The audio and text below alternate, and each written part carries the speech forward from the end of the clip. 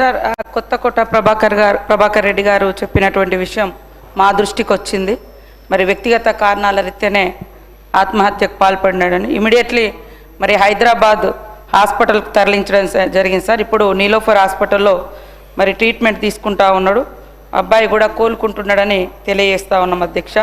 ఈరోజు గత ప్రభుత్వంలో కూడా పెద్ద ఎత్తున జరిగినాయి. నేను గతంలో మాట్లాడినప్పుడు కానీ ఇప్పుడు మాట్లాడినప్పుడు కానీ విద్యార్థుల విషయంలో రాజకీయాల కంటే వాళ్ళ భద్రత, వాళ్ళ ఎడ్యుకేషన్, వాటిని మనం ఎట్లా బలోపేతం చేయాలనే ఉద్దేశంతో మరి అప్పీల్ కూడా చేయడం జరిగింది అధ్యక్ష. మేమున్నప్పుడు బాగుంది, మీరున్నప్పుడు బాగాలేదంటే ఒక విద్యాలయం మీరు కట్టిపోయారు, మేము రాగానే కూల్చలే కదా. ఒకవేళ టాయిలెట్స్ కట్టి ఉంటే మేము వచ్చినాక కూల్చలే కదా. మీరు నీళ్ళు ఇచ్చుంటే మేము వచ్చినాక అయితే దాన్ని డైవర్ట్ చేయలే కదా. దాన్ని బలోపేతం మంచిగా జరిగినటువంటి ఏమైనా గతంలో లేనటువంటి కూడా ఇప్పుడు ఇవ్వాలని మేము ఆలోచనతో డైట్ ఛార్జెస్ కానీ, కాస్మెటిక్ కానీ, అమ్మ ఆదర్శ పాఠశాలలో కానీ, మరి అదేవిధంగా రెసిడెన్షియల్ స్కూళ్ళ బలోపేతం కానీ, ఇన్ఫ్రాస్ట్రక్చర్ డెవలప్మెంట్ కానీ ఇవన్నీ కూడా చేయడం జరుగుతుంది అధ్యక్ష. గత ప్రభుత్వంలో కూడా మరి డెత్స్ 2014 నుంచి 23 వరకు నా దగ్గర ఉన్న డాటా ప్రకారం 114 మంది చనిపోవడం జరిగింది సార్ వివిధ కారణాల రీత్యా. కాబట్టి ఇవాళ ఎక్కడన్నా అంటే హాస్టల్ వాళ్ళ యొక్క తప్పులు ఒప్పులు ఏమైనా ఉన్నా కూడా కొన్ని వాళ్ళ పేదరికం వాళ్ళ పరిస్థితిని బట్టి లోకల్గా కొంత ఫండ్ మొబిలైజ్ చేసి కూడా గవర్నమెంట్ నుంచి కొంత ఆదుకోవడం కూడా జరుగుతుంది అధ్యక్ష. ఇదే ఆసిఫాబాద్ జిల్లాలో 15 రోజులలో గత ప్రభుత్వంలో 5 చనిపోయారని 4 చనిపోయారని అంటే 4 ఫోటోలు ఇచ్చారు, ఇక్కడ 5 పేర్లు ఇచ్చారు సార్. ఇట్లాంటివి కూడా గతంలో జరిగినాయి. ఏదేమైనా ఇది జరగకుండా ఉండాలనేదే మా యొక్క విజ్ఞప్తి సార్. అందుకనే బలోపేతం చేయాలని చిత్తశుద్ధిగా స్కూళ్ళను బలోపేతం చేయాలి, విద్యను అందరికీ అందుబాటులో తీసుకురావాలి. అంటే రూపాయి లేకున్నా కూడా కష్టపడి ప్రైవేట్ వైపు మొగ్గుతున్నారు. కాబట్టి ఇప్పుడు మా అంగన్వాడీ సెంటర్లలో కూడా సార్ ఫ్రీ స్కూల్స్ పెట్టి వాళ్ళకి యూనిఫామ్స్ ఇచ్చి నర్సరీ కూడా స్టార్ట్ చేసినాం సార్. ఇంగ్లీష్ విద్య మీద మక్కువతోటి లేదా ఇంకొక ఇదవుతుందని 57 రకాల పిల్లలు ఆడుకునే వస్తువులను కూడా ఇచ్చి చిన్నతనం నుంచే మరి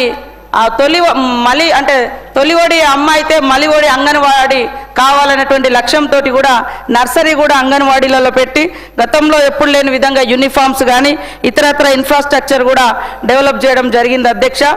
అదేవిధంగా ఆదినారాయణ గారు మరి అదేవిధంగా ఆదిశీనన్న గారు మాట్లాడినట్టుగా ఖచ్చితంగా మరి ఆశ్రమ స్కూళ్ళని ఇప్పటికే ఏదైతే ఉన్నాయో వాటిని గతంలో మామూలుగా అప్గ్రేడ్ చేశారు కాలేజెస్గా.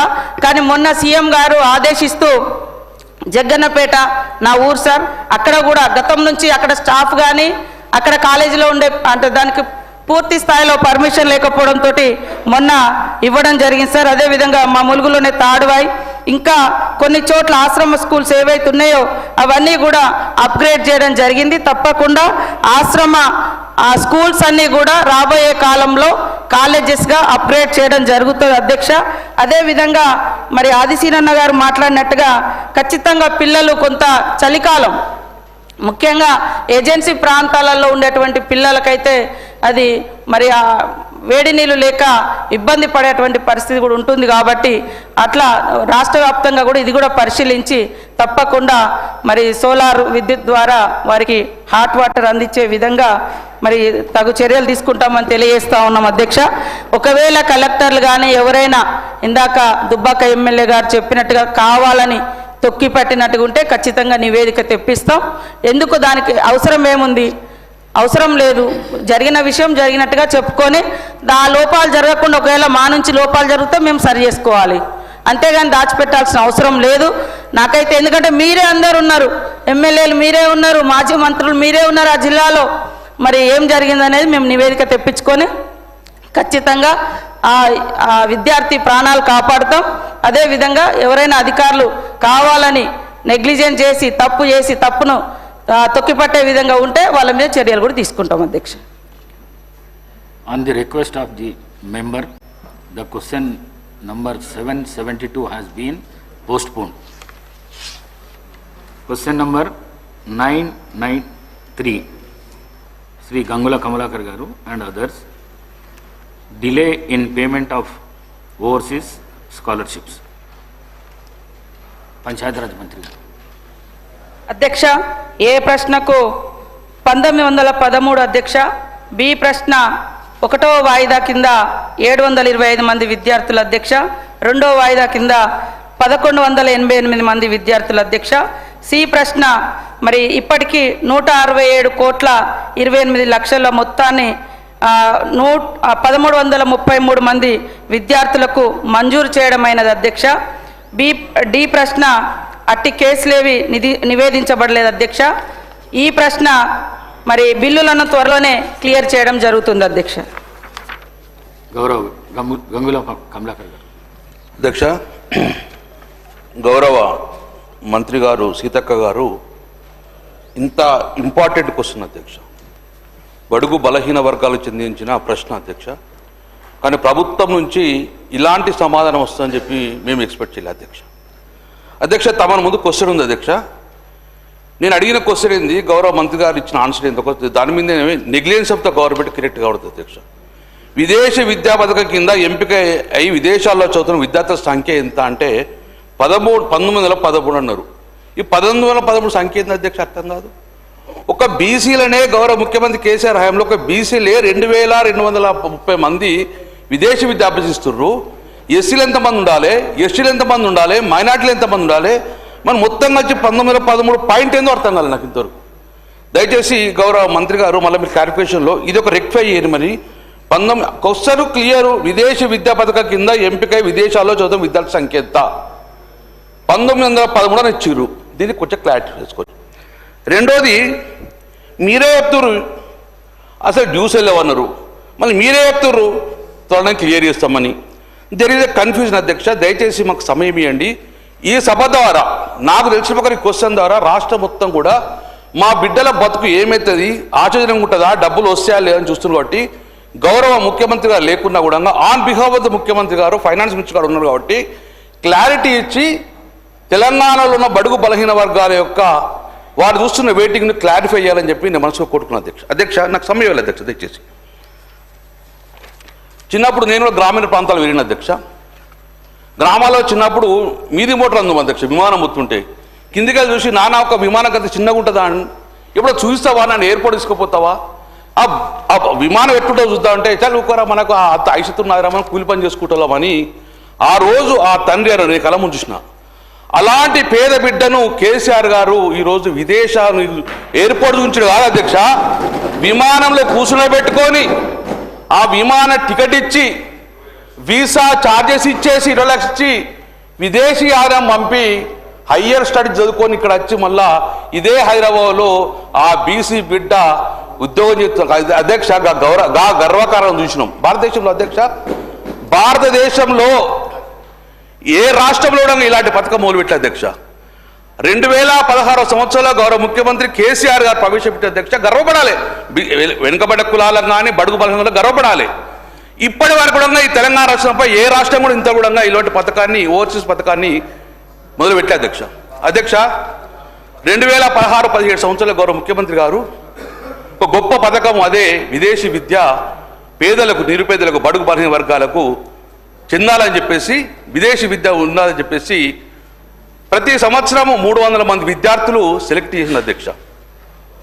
దాన్ని మనం మొదటగా జనవరి మాసంలో కాల్ఫర్ చేస్తాం అప్లికేషన్స్. దాన్ని స్ప్రింగ్ సెషన్ అంటాం అధ్యక్ష, స్ప్రింగ్ సెషన్ అంటాం. దాన్ని ఏప్రిల్ మే లోపల రిజల్ట్ అనౌన్స్ చేసేసి డైరెక్ట్ పిల్లలకు డబ్బులు ఇచ్చి పంపిస్తాం అధ్యక్ష. ఆ 150 మంది వద్ద రెండో విడత మనం సెప్టెంబర్లో కాల్ఫర్ ఇస్తాం. దాన్ని ఫాల్ అంటాం అధ్యక్ష, ఫాల్ సెషన్ అంటాం. ఆ స్ప్రింగ్ ఫాల్ సెషన్ కలిసి నెలకు సంవత్సరానికి 300 మందిని సెలెక్ట్ చేసుకుని పంపిస్తాం అధ్యక్ష. అధ్యక్ష, గౌరవ మంత్రి గారి ఒక ఆన్సర్లో మేము 1333 మందిని సెలెక్ట్ చేసిన అధ్యక్ష. అధ్యక్ష, నేను ఈరోజు ఛాలెంజ్ చేసిన అధ్యక్ష, ఇంతవరకు తెలంగాణ కొత్తగా ప్రభుత్వం రేవంత్ రెడ్డి గారి ప్రభుత్వం కాంగ్రెస్ ప్రభుత్వం వచ్చిన తర్వాత బీసీలకు ఇచ్చిన సెలెక్షన్ 0, గుండు 0.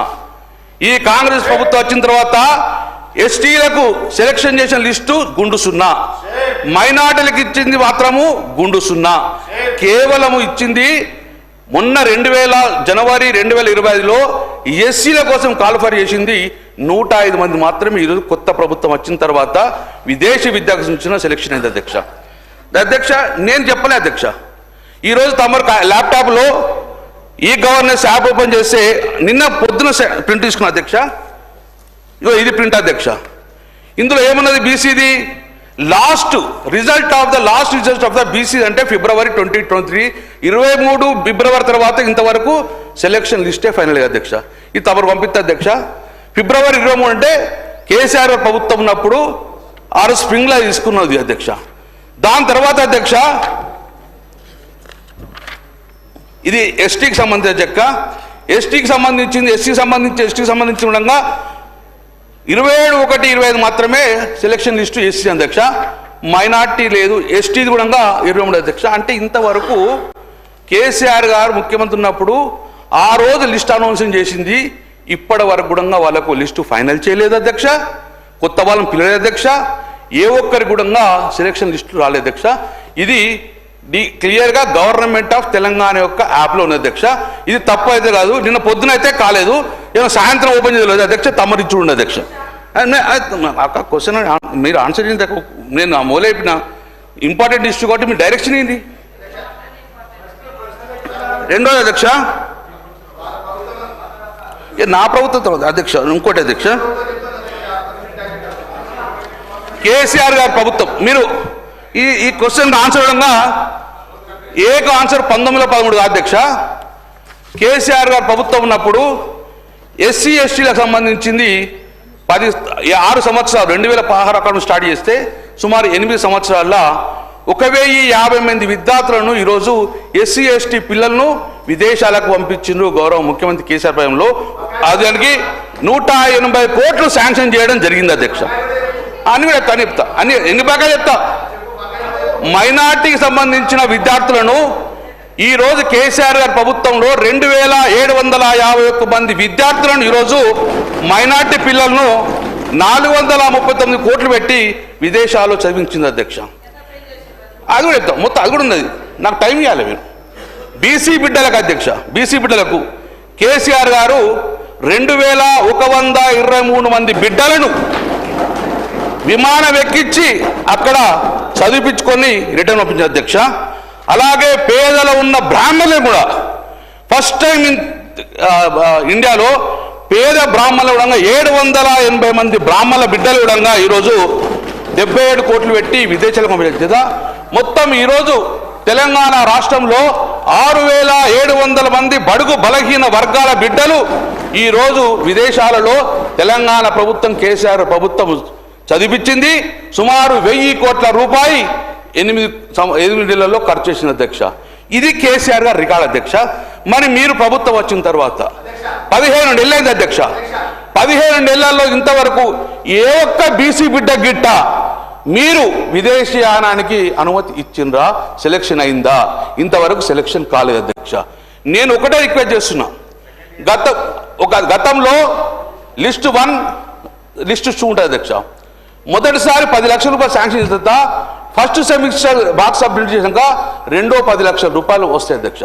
ఈ రోజు మొదటి 10 లక్షలు తీసుకుపోయి అమెరికాలో సెటిల్ అయిన బిడ్డ రెండో 10 లక్షలు రాకపోతే అధ్యంతరంగా ఆ రోజు చదువు మానేసి ఏడ్చుకుంటే ఇంటికి వచ్చిన పరిస్థితి కనబడుతుంది అధ్యక్ష. మీరు వారి తల్లిదండ్రులకు భరోసా ఇవ్వాలి. వెంటనే బకాయిలున్న రెండో విడత బకాయిలున్న 10 లక్షలతో పాటు మొదటి లిస్టులో ఉన్న 10 లక్షలతో పాటు మొత్తానికి మొత్తంగా ఇదే గౌరవ మంత్రి సీతక్క గారు డిసెంబర్ మాసంలో ఏం చెప్పారంటే, మాకు 3 నెలల సమయం ఉంది కదా, మార్చిలో కంప్లీట్ అధ్యక్ష. 3 నెలలు అయిపోయింది, ఇంత ₹1 విడుదల కాలే. మార్చి నిధులు కాలే. అంటే నేనేమంటున్నా, ఈ బీసీ బిడ్డలు, ఎస్సీ బిడ్డలు, ఎస్టీ బిడ్డలతో కూడా ఇంత చిన్న విషయాన్ని కూడా మమ్మల్ని ఎందుకు ఇబ్బంది పెడుతుండ్రు? దయచేసి మీరు వెంటనే ఒక క్లారిటీ ఇచ్చేసి తొందరనే ఎలాంటి ఉండగా గ్రీన్ ఛానల్ పెట్టుకొని బడుగు బలహీన వర్గాల బిడ్డ యొక్క 20 లక్షల డ్యూస్ మొత్తం కంప్లీట్ అధ్యక్ష. అధ్యక్ష ఇంకో చివరి అధ్యక్ష,